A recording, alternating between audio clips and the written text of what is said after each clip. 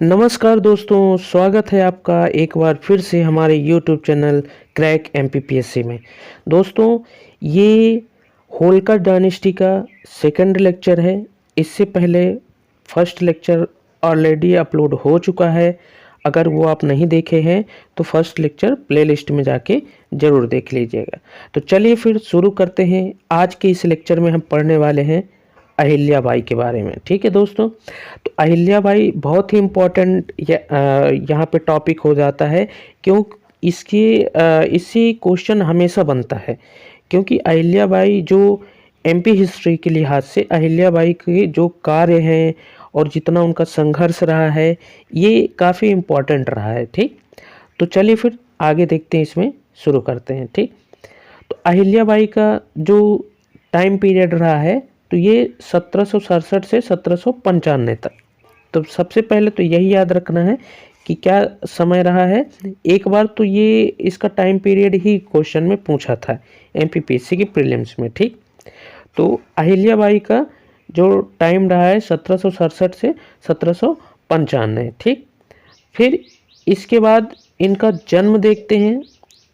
इनका जन्म क्या है, बर्थ जो हुआ था 31 मई यानी 31 मई 1725 में हुआ था। ठीक, कहाँ पे, महाराष्ट्र के चौंडी गांव में। ठीक, महाराष्ट्र के चौंडी गांव में हुआ था। कहाँ पे, महाराष्ट्र के चौंडी गांव में। कब, 31 मई 1725।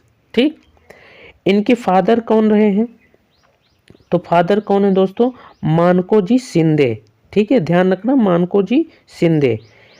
और जो मानकोजी शिंदे थे वो क्या थे, पाटिल यानी मुखिया। चौंडी गांव के क्या थे वो, मुखिया। और मुखिया को पाटिल बोलते थे। ठीक है, मदर कौन थी, सुशीला। ठीक, 8 वर्ष 1733 में इनका विवाह हो गया था। किससे, खांडेराव होलकर से। ठीक है दोस्तों, तो एक बार फिर से इनके बारे में देखते हैं।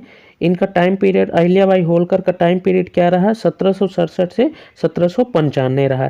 इनका जन्म कहाँ हुआ, 31 मई 1725 में महाराष्ट्र के चौंडी गांव में हुआ। ठीक, फादर इनके कौन, मानकोजी शिंदे। ये क्या थे, मुखिया थे। कहाँ के, चौंडी गांव के। ठीक, और मुखिया को पाटिल बोलते थे। ठीक, मदर सुशीला। इनकी मदर कौन थी, सुशीला।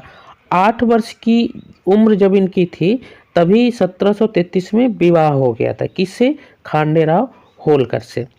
अब इनको कुछ अदर नेम से भी जानते हैं। अदर नेम कौन कौन से, मातोश्री से भी जानते हैं, लोकमाता और पुण्य श्लोका। ठीक है दोस्तों, तो अहिल्याबाई को और अन्य किस नाम से जानते हैं, मातोश्री, लोकमाता और पुण्य श्लोका। ठीक है दोस्तों, चलिए आगे देखते हैं। अब यहाँ पे कहानी क्या होती है दोस्तों, कि खांडेराव से विवाह तो हो गया अहिल्याबाई के, तो इनकी एक पुत्र हुआ और एक पुत्री हुई।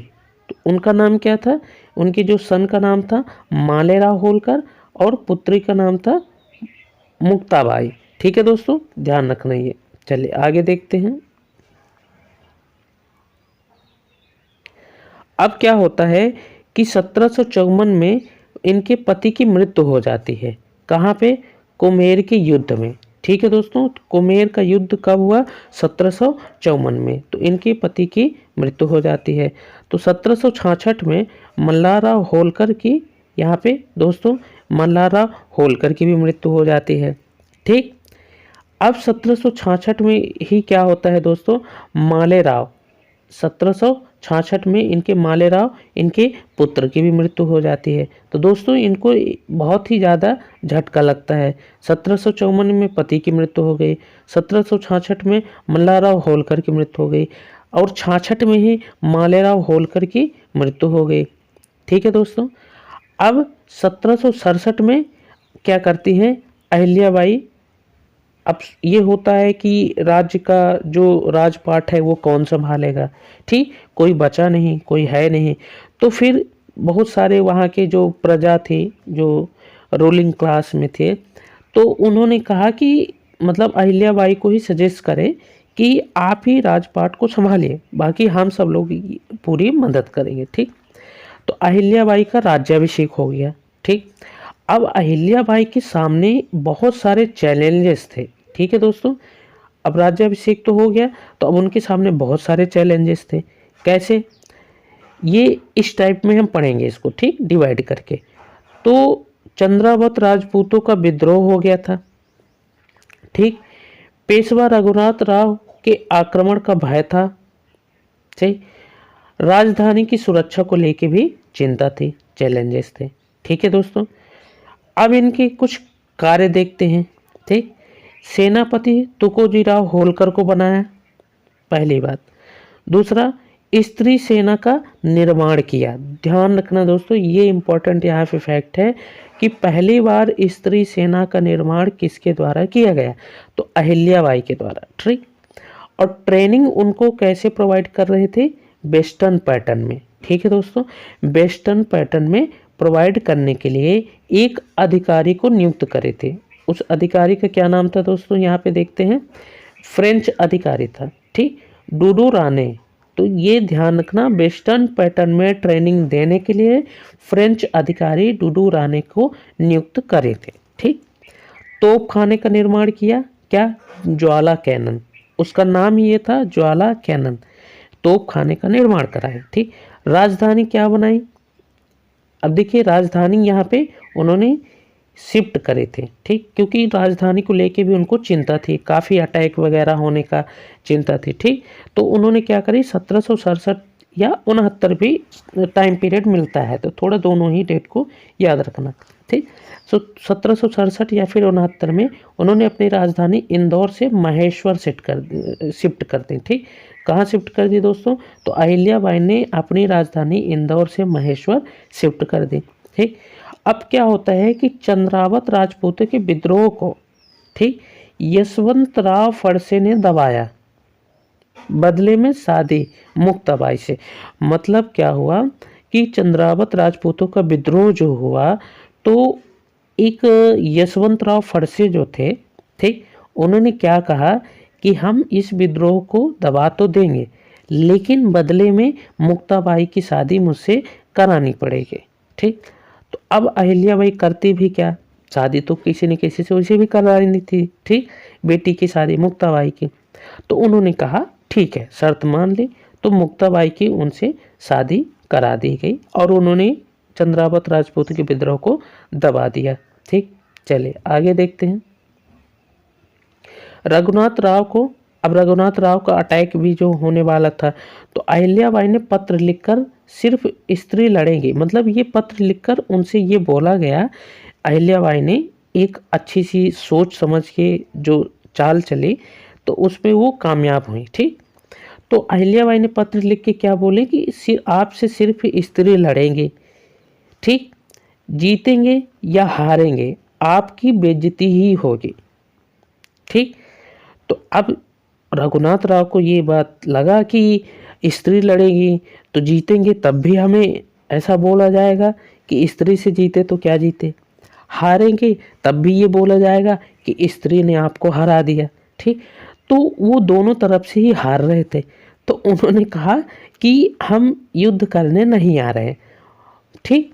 मालेराव को श्रद्धांजलि देकर लौट जाता है, मतलब क्या कि मालेराव को हम श्रद्धांजलि देने आ रहे हैं, ठीक, उसका मन यहीं से पलट गया।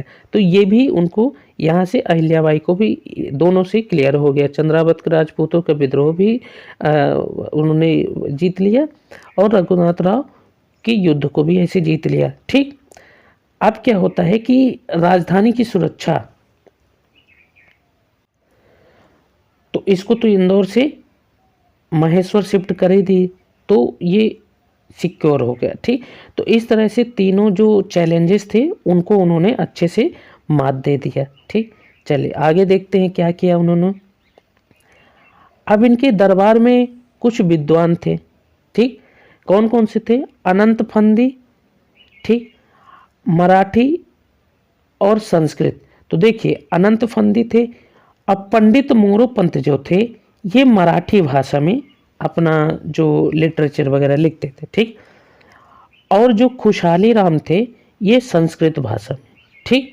तो दोस्तों ध्यान रखना कि अनंत फंदी थे जो एक और एक मराठी जो भाषा में पंडित मोरोपंत और संस्कृत भाषा के खुशहाली राम। ठीक, अब शरीफ बाई को यहाँ पे अंगरक्षकों का प्रमुख बना दिया गया। ठीक, टीपू सुल्तान को रेशम व्यापार में मदद करी। तो ध्यान रखना दोस्तों, अहिल्याबाई ने टीपू सुल्तान को रेशम व्यापार में मदद करी। ठीक है, चले आगे देखते हैं। अब इनके कुछ निर्माण कार्य हम देखते हैं। ठीक, तो निर्माण कार्य क्या हो, रेनोवेशन करा है किसका, चारों धाम का, जो आज की डेट में बहुत ही ज़्यादा फेमस है।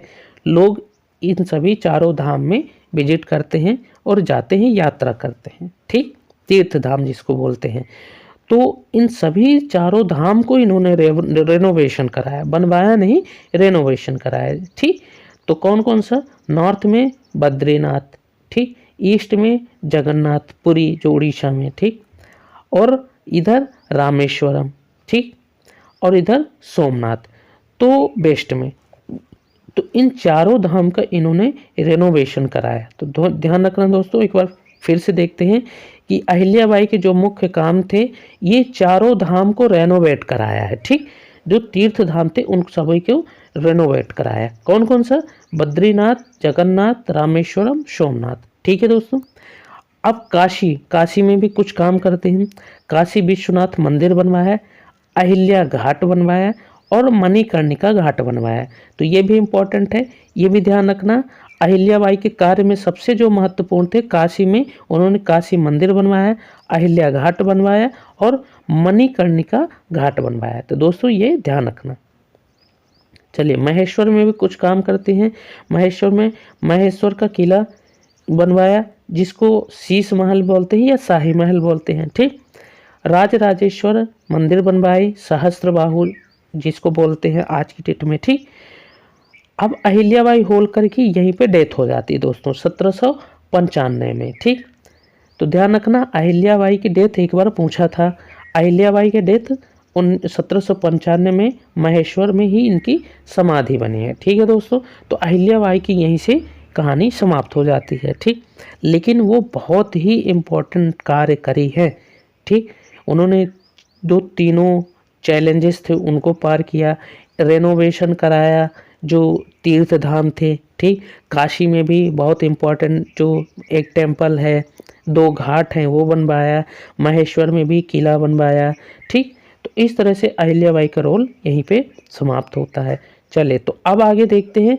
यहाँ पे तुकोजी राव, आपको याद होगा तुकोजी राव को उन्होंने अपना सेनापति बनाया था। ठीक, तो तुकोजी राव को सेनापति बनाया था। तो अब कोई था नहीं उनका वारिस, कोई वंशज था नहीं, तो तुकोजी राव यहाँ पे क्या हो जाते हैं दोस्तों, रूल में आ जाते हैं। सी, तो 1793 में बेटालाव लखेरी जो राजस्थान में, ये तुकोजी राव युद्ध करते हैं। ठीक, तुकोजी राव और किसके बीच हुआ, महादजी सिंधिया के बीच। ठीक है दोस्तों, तो लखेरी का युद्ध याद रखना 1793 में किसके बीच हुआ, तुकोजी राव और महादजी सिंधिया के बीच में।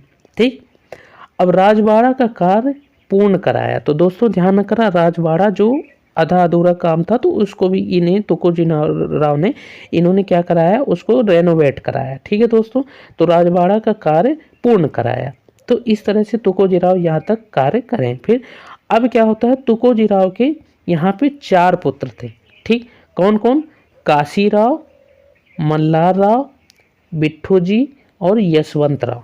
ठीक है दोस्तों, तो इनके 4 पुत्र थे, किसके, तुकोजी राव के, काशी राव, मल्हार राव, बिट्ठू जी और यशवंत राव। ठीक, अब क्या होता, काशी राव जो थे ये विकलांग थे। ठीक है दोस्तों, तो इसकी कहानी तुकोजी राव के पुत्र से हम अगले वीडियो में कवर करते हैं। दोस्तों छोटा छोटा वीडियो इसलिए बनाते हैं ताकि आपको बोर भी ना हो और आप इसको अच्छे से रिवाइज भी कर लें। ठीक, तो पहला लेक्चर भी आप देख लेना और ये सेकंड लेक्चर है इसका होलकर डायनेस्टी का। इसी तरह से पूरी डायनेस्टी को हम कवर करने वाले हैं। ठीक है दोस्तों, तो चलिए फिर पढ़ते रहिए, अपनी तैयारी को अच्छे से करते रहिए। बाकी PDF की ज़रूरत हो या फिर कोई डाउट हो तो आप कमेंट सेक्शन में ज़रूर बताएं। तो चलिए फिर मिलते हैं नेक्स्ट वीडियो में। जय हिंद।